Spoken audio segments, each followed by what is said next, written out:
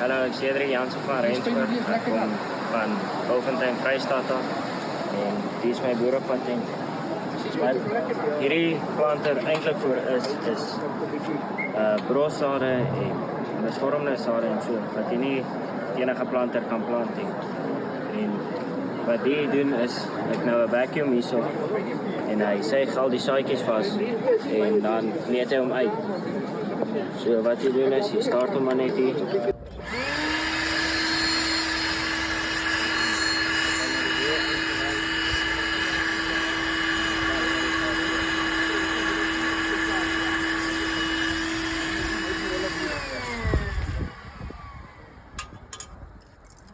Hoi, ek is Rian Klaasen en ek het 'n bekostigbare laagspanning veiligheidssysteem gemaak en 'n moniteringssysteem wat jy drade mee kan kyk. So wat hierdie stelsel doen is hy kyk wanneer drade aan mekaar raak en wanneer dit geknip word. Dan ontvang jy 'n SMS en 'n oproep. Nou hierdie kan ook gebruik word vir ander toepassings soos 'n stroper wat in die veld staan of jou stoor se deure wat jy graag wil sekuriteit op hê, dan kan jy ook 'n SMS en 'n oproep kry wanneer iemand 'n indringer in jou store kom en jou deure oopmaak of iets wil vat. Wel van 'n werk van Rydsman. Ek het 'n rotgeweer ontdek. Gebruik asetyleen en suurstof want jy met 'n proter en 'n spaakplak ignite. Ek sien die twee gasse en dan druk jy hom in die gat in, dan kry jy gas en dan ignite jy hom en dan maak dit 'n ontploffing.